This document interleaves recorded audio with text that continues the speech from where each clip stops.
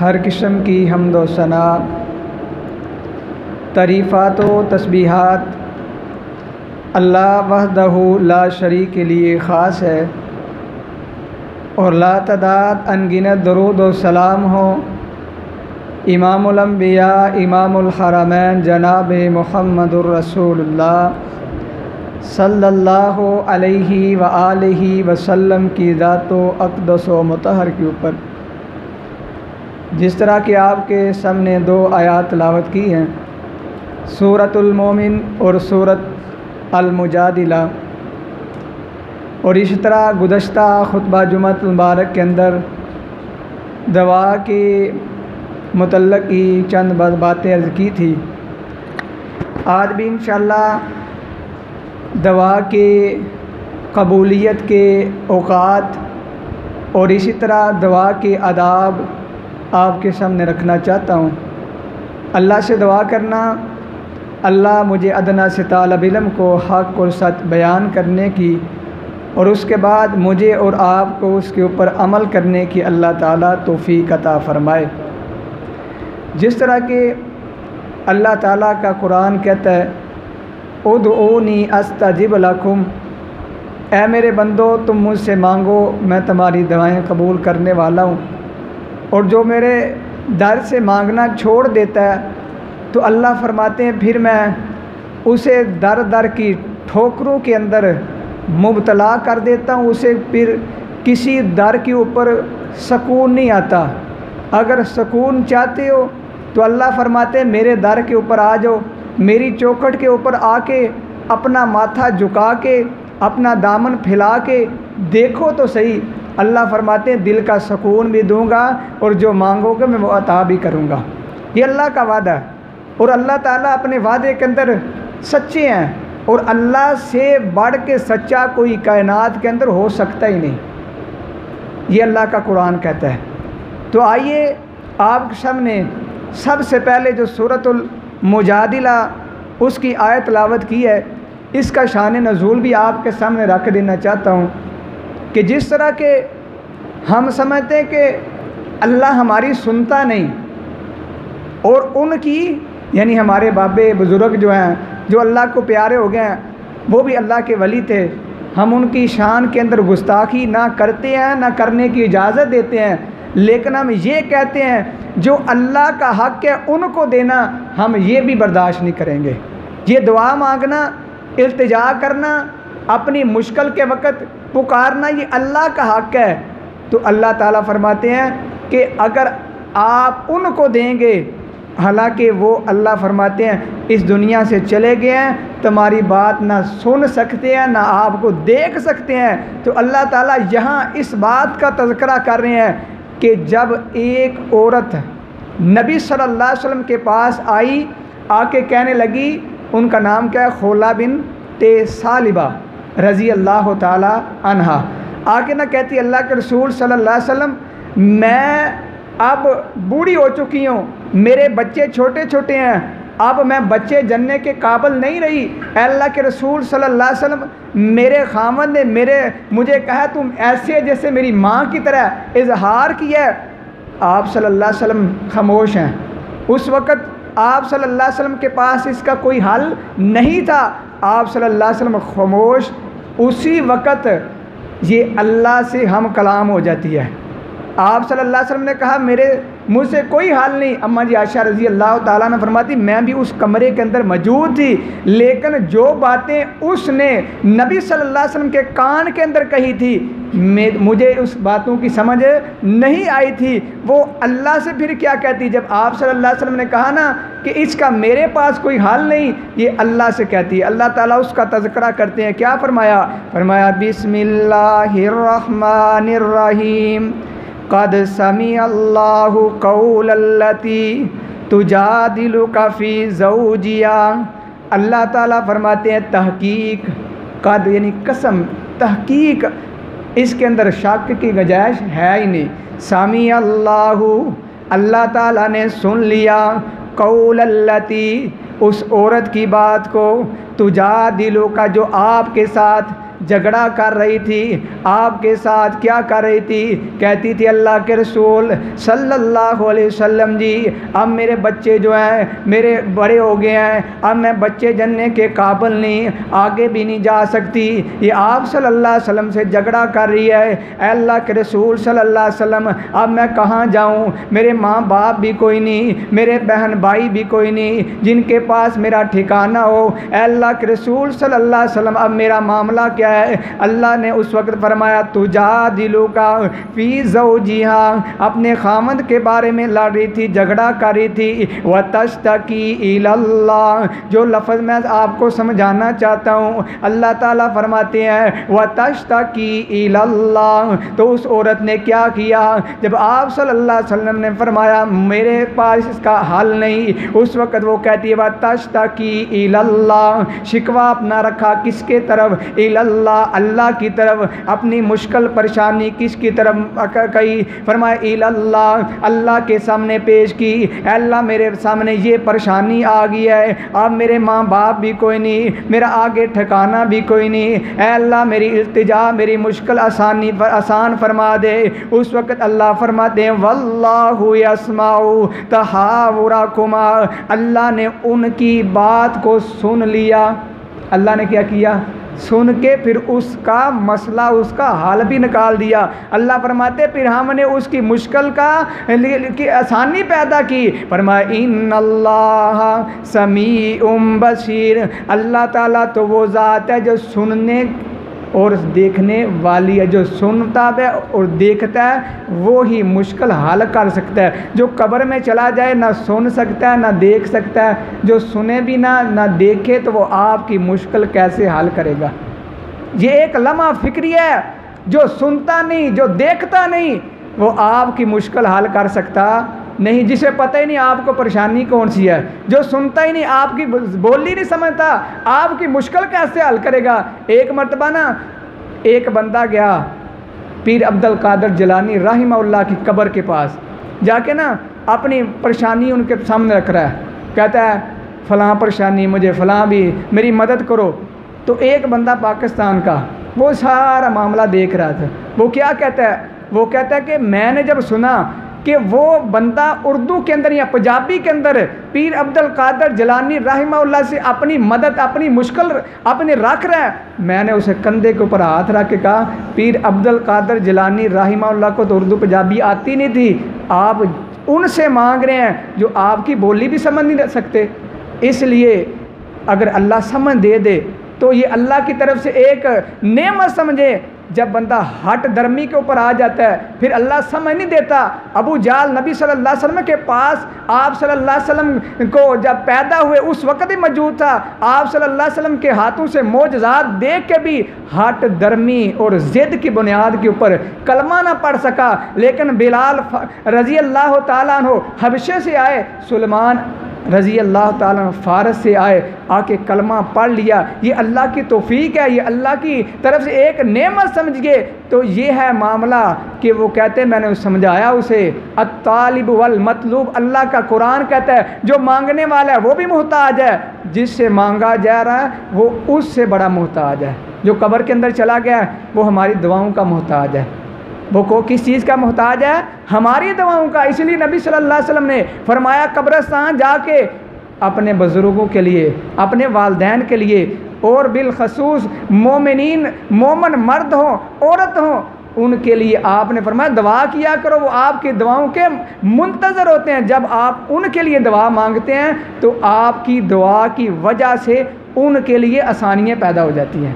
اگر قبر کے اندر تنگی ہے آسانی پیدا ہو جائے گی، اگر جنت کے اندر ہیں ان کے درجات کی بلندی کے لیے دعا کرو گے اللہ ان کے درجات بلند کر دیں گے، تو وہ ہمارے محتاج ہیں۔ کس کے محتاج ہیں؟ ہمارے محتاج ہیں۔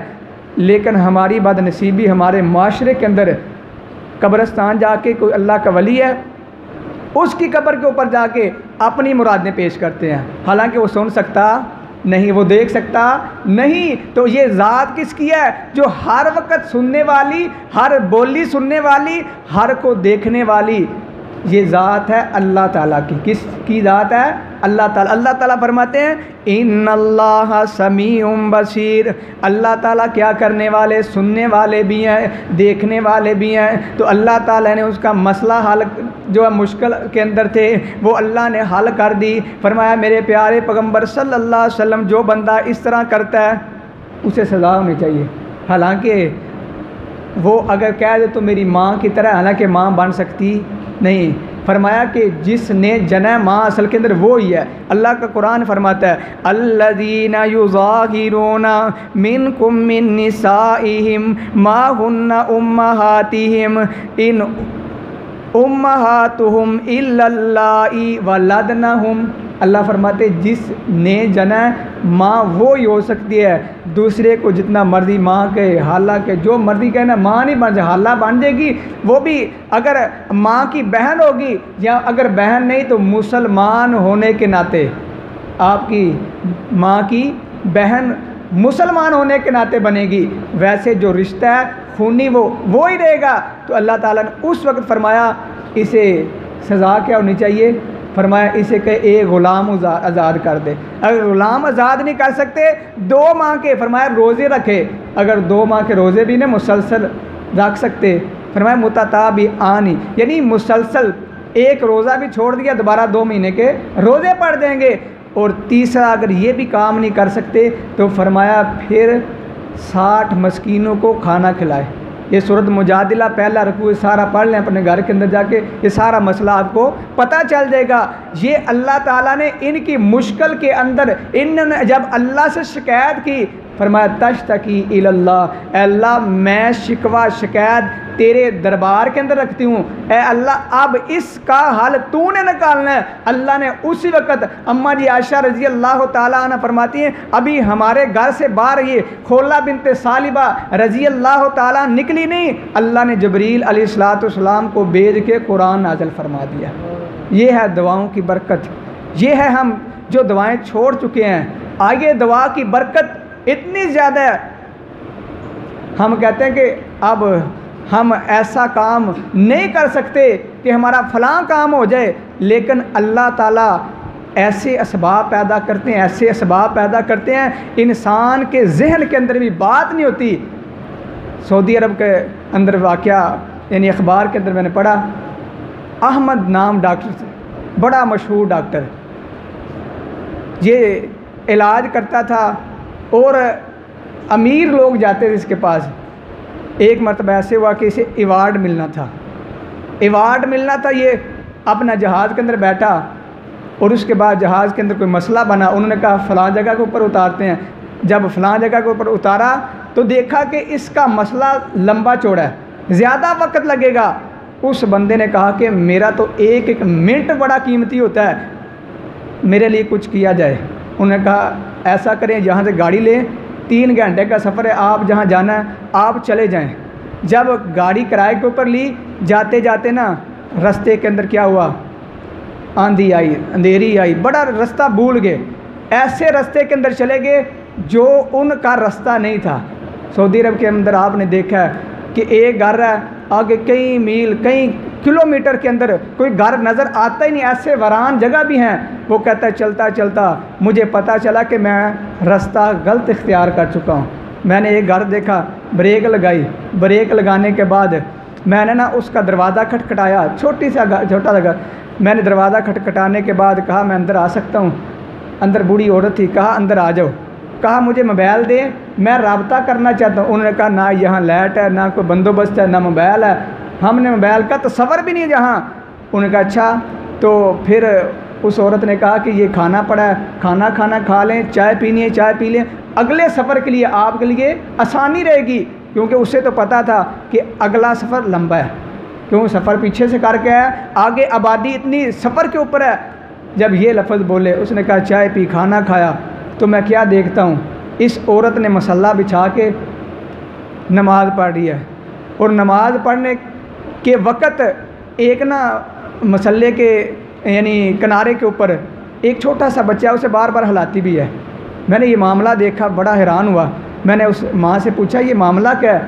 اس نے کہا یہ میرا پوتا ہے، اس کے ماں بھی چلی گئی ہے، باپ بھی چلا گیا ہے.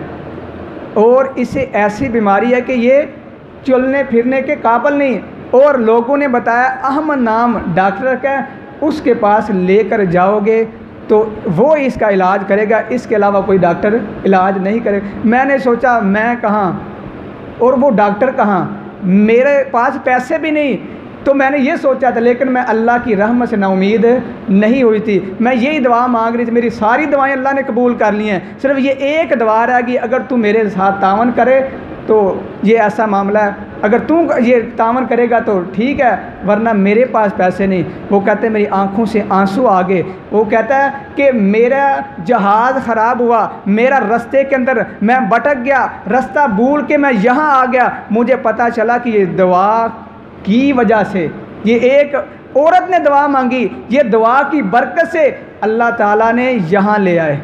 اور کہتے ہیں پھر میں نے وہ بچہ اٹھایا، میں اس کا علاج کیا، اللہ نے صحت دے دی۔ یہ ہے دعا۔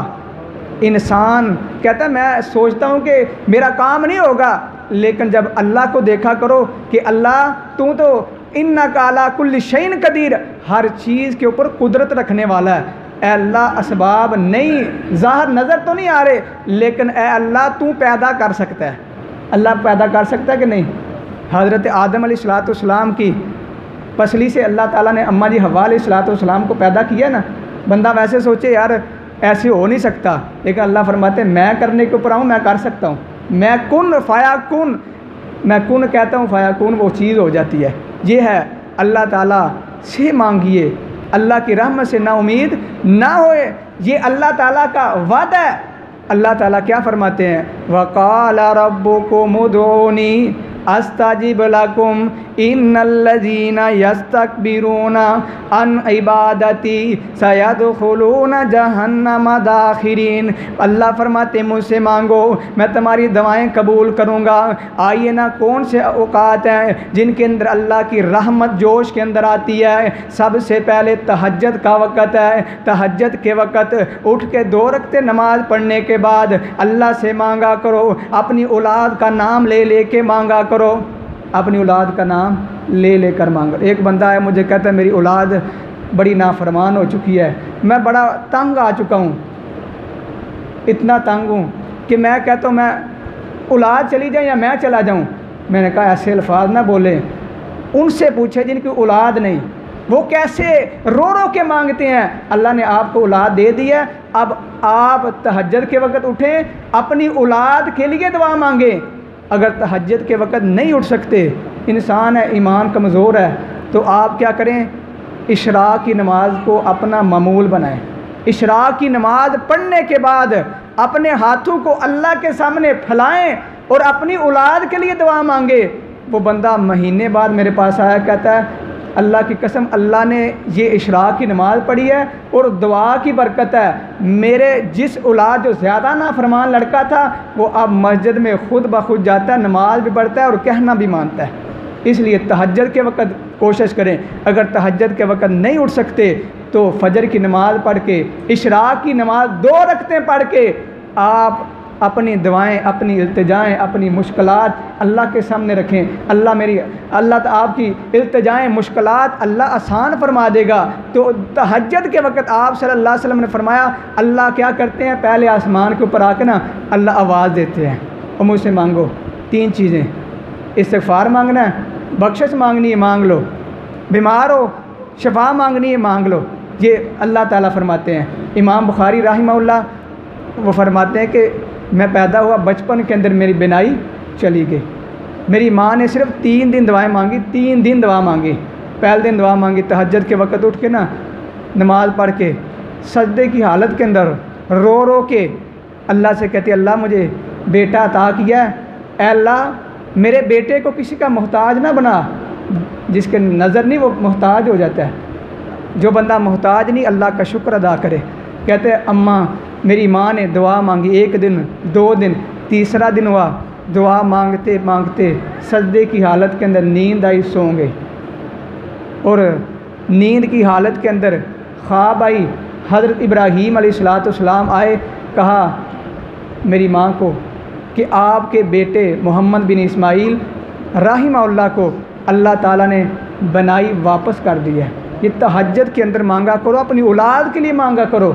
یہ جو بندے کہتے ہیں ہماری اولاد نافرمان ہو گئی ہے، کبھی اپنے من کے اندر بھی دیکھا کرو ہمارے اندر کون سی غلطی ہے۔ کیا آپ نے اپنی اولاد کے لیے کیا کیا؟ دعا مانگی ہے، اپنی اولاد کی تربیت کی ہے؟ پھر ہم سارے گلے شکوے اولاد کے اوپر ڈال دیتے ہیں۔ جب آپ اپنی اولاد کو حلال کھلائیں گے، اپنی اولاد کی تربیت اچھی کریں گے، اپنی اولاد کے لیے دعائیں مانگیں گے، تو اللہ میرا آپ کی یہ محنت قبول فرمائے گا اور آپ اس دنیا سے چلے جائیں گے، یہ اولاد آپ کے لیے صدقہ جاریہ بن جائے گی۔ پہلا وقت ہے تہجد کا۔ دوسرا، فرض نماز کے بعد بھی اللہ دعا رد نہیں کرتے۔ فرض نماز ادا کیا ہے تو نماز پڑھنے کے بعد یہاں سے بھاگنا نہیں۔ اکثر کیا کرتے، نماز پڑھی، سلام پھیرا، جلدی جلدی مسجد چھوڑتے ہیں ایسے جیسے کہ یہاں بیٹھنا بڑا مشکل ہے۔ آپ صلی اللہ علیہ وسلم نے فرمایا نماز ادا کی اور نماز کے بعد دعا مانگے، اور بالخصوص جو مسنون اذکار ہیں وہ پڑھنے کے بعد۔ ہمارے معاشرے کے اندر کیا، نماز پڑھنے کے بعد اکثر کیا کرتے ہیں، ہاتھ اٹھا کے دعا مانگنا، یہ رسمی دعا ہے۔ درد کس کو ہوتی ہے؟ آپ کو درد ہے، اور میں آپ کے لیے ہاتھ اٹھاؤں، جو میں دعا مانگوں گا اس کے اندر وہ جذبات نہیں ہوں گے جو آپ کی دعا کے اندر ہوں گے۔ آپ بیمار ہیں، آپ کے دل کو درد ہے، آپ کی ٹانگ کو درد ہے، آپ جب اللہ سے کہیں گے، جس جذبات کے ساتھ مانگیں گے اللہ قبول فرمائیں گے۔ تو پہلے کیا کرنا ہے، نماز پڑھنے کے بعد مسنون اذکار یہ لکھے ہوئے ہیں، آیت الکرسی 3 کل ہے، اور سبحان اللہ، الحمدللہ، اللہ اکبر 33 مرتبہ، یہ پڑھ کے اس کے بعد اکیلے دعا مانگے۔ اجتماعی دعا نبی صلی اللہ علیہ وسلم سے ثابت نہیں، اس لیے ہم مانگتے نہیں۔ ہم کہتے ہیں اکیلے دعا مانگو، مسنون اذکار کرنے کے بعد یہ دعا مانگا کرو، اللہ اس وقت بھی دعا رد نہیں کرتے۔ اور اس طرح جمعے کے دن، یہ جمعہ بڑا برکت والا ہے، اور اس کے اندر ایک گھڑی ایسی ہے، آپ صلی اللہ علیہ وسلم آیا اس وقت بندہ جو مانگتا ہے اللہ اسے وہ ضرور دیتا ہے، لیکن یہ گھڑی تبدیل ہوتی ہے، کبھی جمعے کے خطبے کے اندر، کبھی عصر سے مغرب تک، یعنی یہ تبدیل ہوتی رہتی ہے۔ اس لیے آپ نے فرمایا جمعے کے اندر آپ دعا مانگے۔ اور اس طرح آپ صلی اللہ علیہ وسلم نے فرمایا، صحیح بخاری کے اندر حدیث ہے، بین الاذان والاقامتی، آپ نے فرمایا اذان اور کس کے اندر، اقامت کے اندر جو فاصلہ ہوتا ہے نا، جو وقت ہے، اس وقت بھی دعا مانگو۔ لا یرد الدعاء، وہ بندہ جو دعا مانگ رہا ہے اللہ اس کی دعا رد نہیں کرتے۔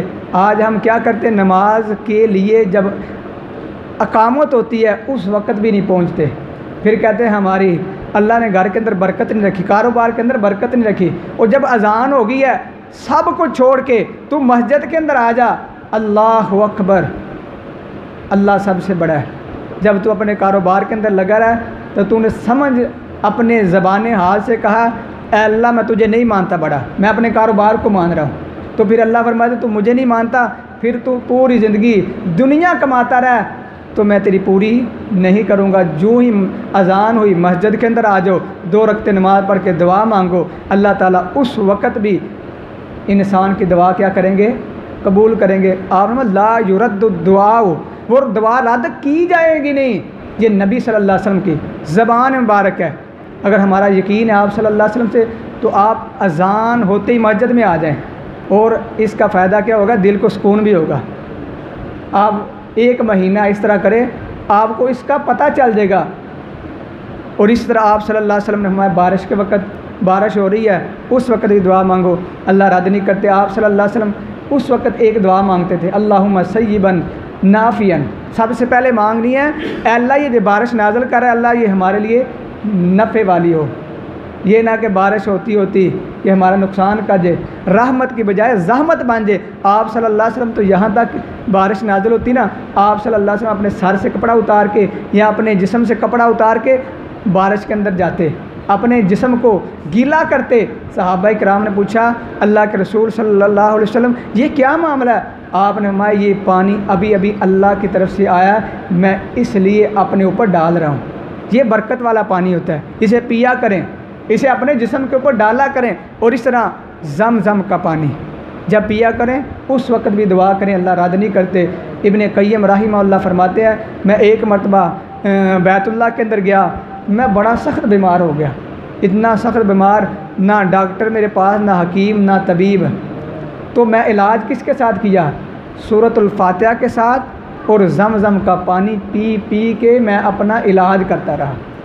یہ ہے زمزم کا پانی پیتے وقت جو دعا مانگیں گے اللہ دعا قبول فرمائیں گے۔ اور محدثین اکثر یہ دعا مانگتے تھے، اے اللہ ہمارے علم کے اندر اضافہ فرما، اے اللہ جو ہم نے علم پڑھا ہمارے دنیا کے اندر بھی فائدہ ہو، آخرت کے اندر بھی فائدہ ہو۔ اور اسی طرح دعا کے آداب میں سے آپ کے سامنے ایک دو رکھ دیتا ہوں۔ سب سے پہلے کہ آپ جس طرح پچھلے خطبہ جمعہ مبارک کے اندر میں نے بات عرض کی تھی کہ صدقہ دیں، یہ صدقہ دینے کی وجہ سے اللہ تعالیٰ اس بندے کی دعا قبول فرماتے ہیں۔ یہ آداب میں سے ہے۔ جو بندہ کہتے ہیں میری دعا قبول نہیں ہوتی، وہ یہ کام کرے۔ صدقہ بلاؤں کو دور کرتا ہے، مشکلات کو جو ہے وہ آسان کرتا ہے۔ اگر ہم نے صدقہ نہیں دیا تو ہمارے اوپر پریشانی مصیبتیں آ سکتی ہیں، صدقہ دیں گے اللہ دور کر دے گا۔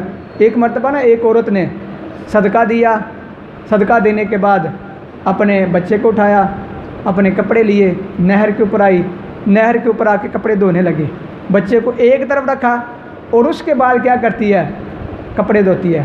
کپڑے دھوتے دھوتے اچانک ایک بھیڑیا آیا، بچے کو اٹھایا، یہ بچے کو اٹھا کے جنگل کی طرف نکل گیا۔ یہ عورت اللہ سے کیا کہتی ہے؟ یہ عورت سے سیکھ لے اللہ سے مانگنا کیسے ہے۔ یہ اللہ سے کہتی ہے اللہ تیرے نبی صلی اللہ علیہ وسلم کا فرمان ہے کہ صدقہ مشکلات کو آسان کرتا ہے۔ اے اللہ صدقہ پریشان بندے کو کے لیے آسانی پیدا کرتا ہے۔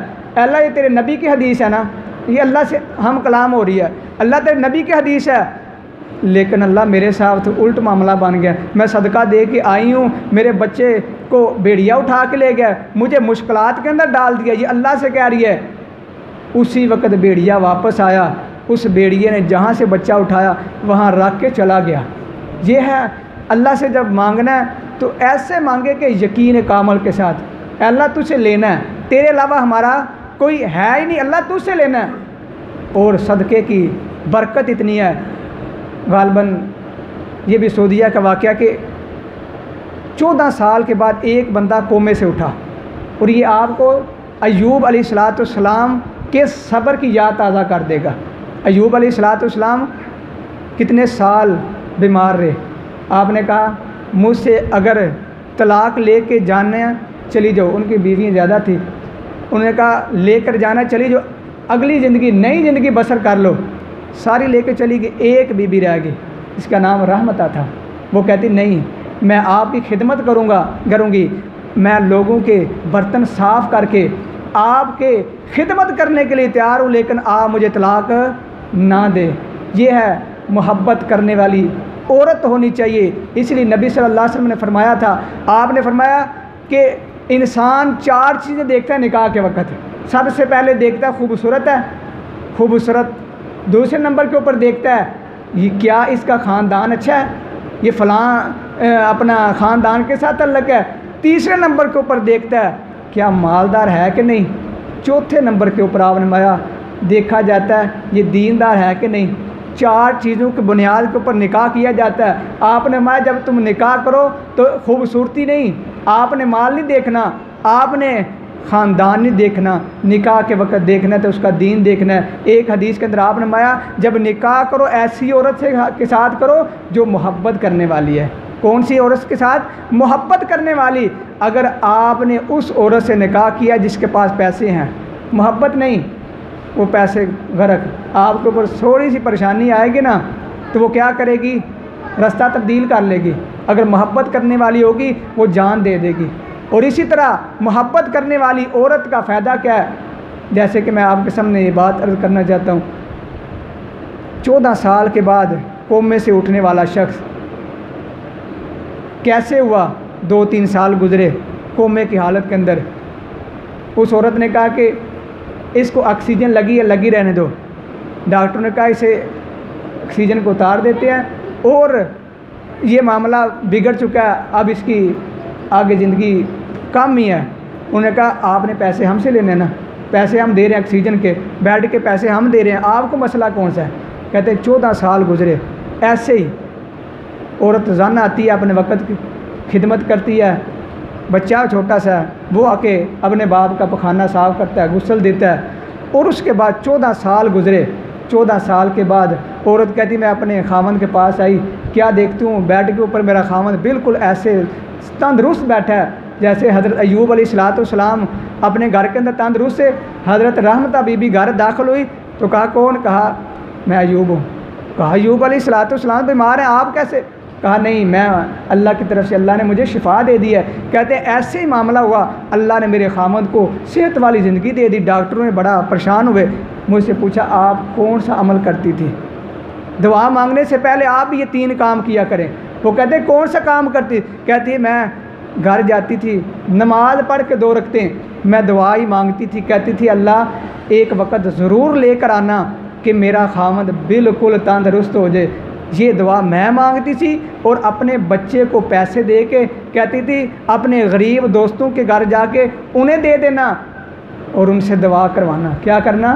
دعا کروانا۔ چھوٹا سا بچہ ہے، کہتا ہے میں اپنے دوستوں کے گھر جاتا، پیسے دیتا اور جا کے کہتا میرے لیے دعا کرو۔ ان سے پوچھے جن کے باپ نہیں، وہ کہتا ہے میرے لیے دعا کرو کہ میرے باپ کو اللہ صحت والی زندگی دے دے، اور ایک وقت ضرور اللہ لے کر آنا کہ میرا باپ شفقت والے ہاتھ میرے سر کے اوپر رکھے۔ کہتا ہے میں خود بھی دعا کرتا، میں صدقہ دیتا، اور یقین میرا اللہ کے اوپر تھا۔ میں نے کہا اللہ یہ دن ضرور آئے گا، کیونکہ تیرے نبی صلی اللہ علیہ وسلم کا فرمان ہے یہ صدقہ پریشانیوں کو دور کرتا ہے، مشکلات کو حل کرتا ہے۔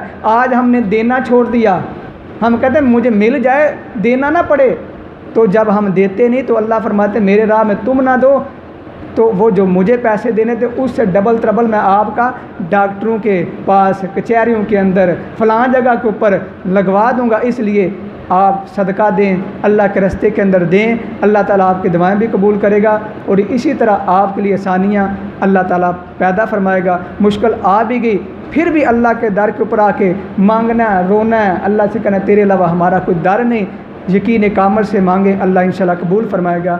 وآخر دعوانا ان الحمدللہ رب